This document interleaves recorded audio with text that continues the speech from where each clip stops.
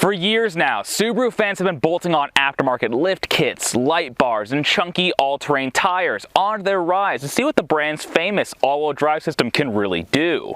And now, Subaru is ready to sell their own, even more hardcore off-road ready rides with the introduction of the Wilderness trim. And this, the 2022 Outback, is the first to receive the Wilderness treatment.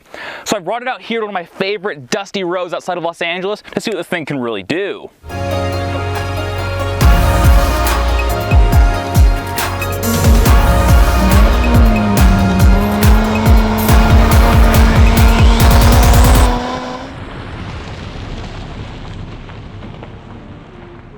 So let's run through the basics of what you get on your $38,000, or in this case $39,000, because that's one option you absolutely need, Subaru Outback Wilderness. The basic hardware is really solid. There are two engines you can normally get in the Subaru Outback, and the Wilderness comes with the one you want. It's the upgraded 2.4-liter Boxer 4-cylinder engine that is turbocharged, the FA24. It produces 260 horsepower and 277 pound-feet of torque, which of course is sent to all four wheels because it's a Subaru with symmetrical all-wheel drive.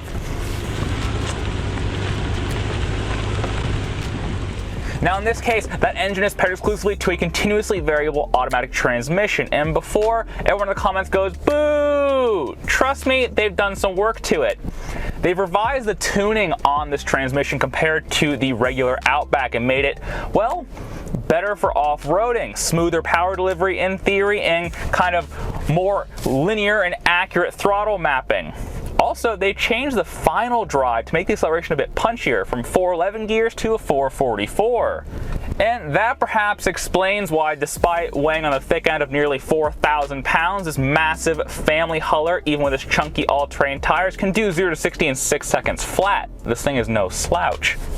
Now, the Wilderness costs roughly $1,800 more than a comparably built Outback XT, and from where I'm sitting, that's an excellent value. Right at the bat, we have a suspension lift. This thing is 20 mils, or 0.8 of an inch higher, which means we now have 9.5 inches of ground clearance, which is pretty impressive for a vehicle of this size. Interestingly, the wheels get downgraded from 18s in the regular car to 17s because, of course, you can fit chunkier all-terrain tires, which in this case is a 225/65 Yokohama Geolandar all-terrain. And there's a front engine skid plate, which is quite nice. You don't scrape your oil pan or bust an oil pan if you're really going hard at it. Then there are a lot of visual upgrades as well. We have Wilderness-specific bumpers front and rear, which in conjunction with those slightly tighter bumpers and the raised ride height actually improves approach and departure angles by about 2 degrees all around, which is pretty impressive. LED fog lights in that front bar, which look pretty cool and are functional at night. They work quite nicely. But I think the big thing people are going to latch onto is actually the revised roof rack. That's a big boy roof rack up there. I think it can support up to 700 pounds static, which is awesome if you want to do like one of those like rooftop camper setups. Then there's some other interesting styling tweaks I didn't think about it too much at first glance, but are actually really clever. Now this car is painted a beautiful green metallic hue that fits in so lovely when you are, well, in the Wilderness. But you notice there's a lot of blacked out trim alongside it. There's a huge matte black stretch on the hood bulge where the turbocharged intercooler sits. And while it does look cool, it's also functional because, like you'd find on some off-road inspired trucks these days, that's actually to reduce glare off the hood, which actually right now as the sun's poking out and making very harsh lighting on the camera is actually very helpful from behind the wheel. All Outback models come with the inclusion of X mode, which is a drive mode selector. Now in this vehicle there's snow, dirt, normal, and deep snow/mud.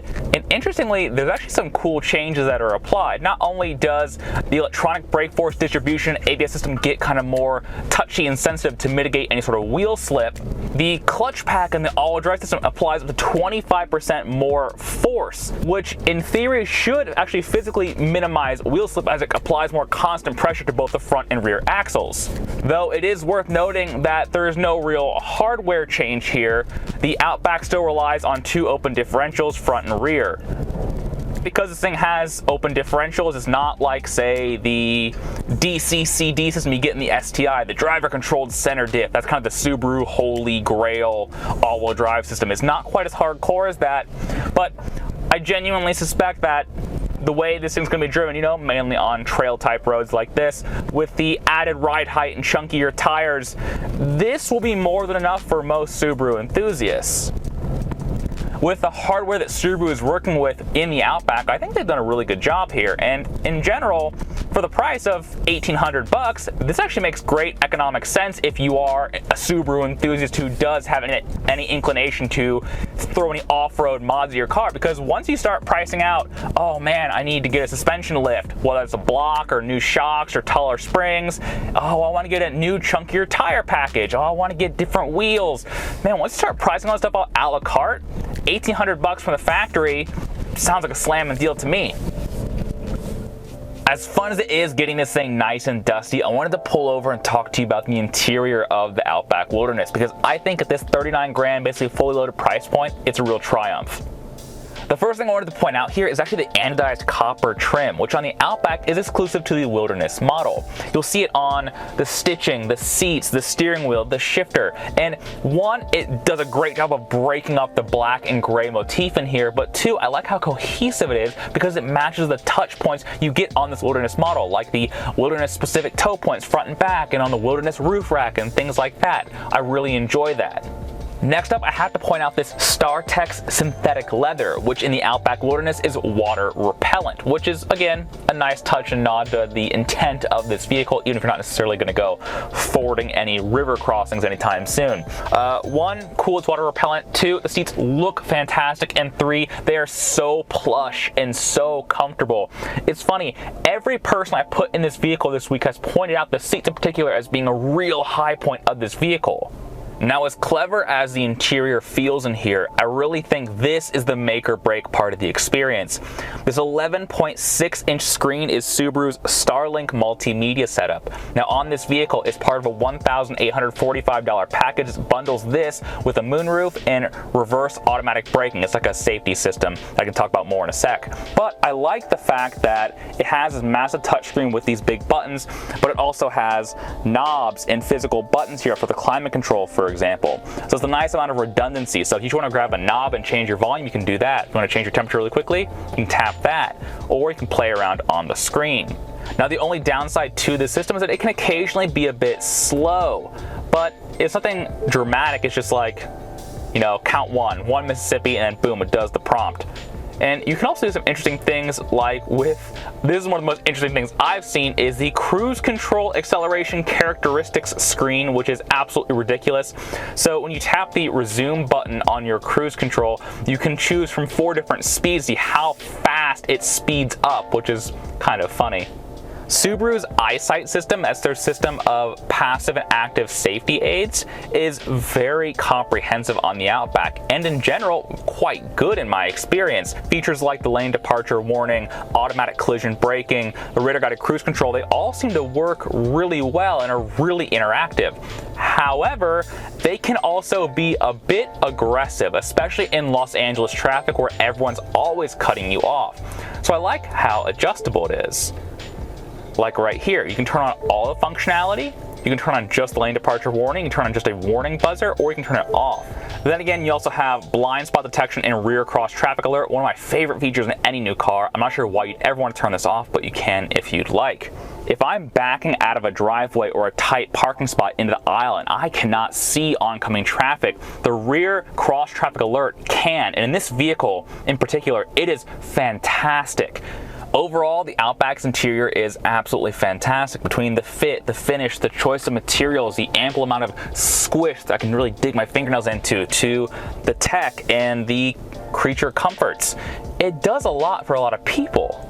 And speaking of a lot of people, because the Outback is so big in general, I fit here, here, here, and here with absolute comfort. And oh, look at that. Rear heated seats and quick chargers? Nice. I think one of the reasons why I've become so smitten with the Outback Wilderness is its sense of duality. You see, as enjoyable as it is on a dusty trail, it's actually fantastic on the road too. Despite being higher riding and on chunkier all-terrain tires, there's really not a ton of drawbacks from behind the wheel when you're on the road, which is realistically where you'll be spending 99% of your time driving. There's a little bit of extra squish in the steering from those chunkier tires, but it's really negligible in the real world. This thing still feels decently agile and has pretty sharp braking for a vehicle of this size. And interestingly, these tires, probably a strategic choice by Subaru, are not that loud for all terrains. Is there some noise in the interstate? Yes, but it's not loud by any stretch of the measure, which means that this thing is still a fantastic cruiser. The ride quality is still very supple and very soft. I was actually very surprised on that trail how comfortable it was going through the ruts at speed. But you can never have your cake and eat it too. That's just how things are. You know, you can buy a super hardcore Ford Bronco, for example, but that's going to kind of suck on the road compared to this. You know, there's trade-offs. And the trade-offs for the wilderness goodies is, well, actually a reduction in MPGs. The MPG department is all right. EPA ratings are 22 city, 26 freeway, and 24 combined. In the real world, I've averaged 20 because I live in LA and there's always traffic. For perspective, a regular Outback XT will crack 30 miles per gallon on the freeway. Though I suspect the people who are watching this video and are really excited about what the wilderness represents, they will not care at all. Now I'm flowing through this winding road at a decent pace. I'm not hauling ass or anything, but I'm having a comfortable pace, and I can hear those all-terrain tires making some noise and protest, but they are hanging on pretty good. Again, realistically, as hard as this car will ever be driven on the road, this wilderness package does not really detract from its on-road abilities. Though I want to come back to the powertrain for a second. This 2.4 turbo engine has that characteristic boxer rumble that does sound very charming. However, as good as it is 99% of the time, there are instances where between sort of delay in the throttle response and the continuously variable transmission trying to be very economical and keep the revs really low on the road, and the turbo engine having some amount of turbo lag, you can catch it out of sorts on occasion.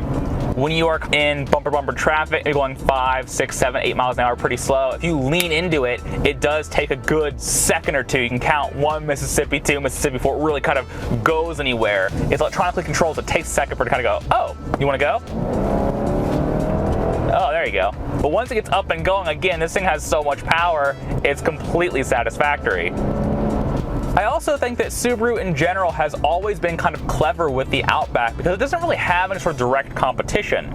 It's not really an SUV per se, it's more of a lifted up station wagon, and this even more lifted up station wagon doesn't really have any direct competition. So if the idea of actually taking your Subaru off-road, or at least looking like your Subaru can really go off-road, appeals to you, you should absolutely check out the Outback Wilderness, because I think this is a great big first step for the Wilderness sub-brand at Subaru. This seems like a really exciting time for the brand. And if the Outback Wilderness is this good, I'm really curious to go drive the Crosstrek Wilderness and the Forester Wilderness, because those are going to be an absolute riot. In any case, guys, my name is Jake. You've been watching Drive, Brake, Fix, Repeat, and I'll see you guys next time. We're going to do more fun things with cars. Bye.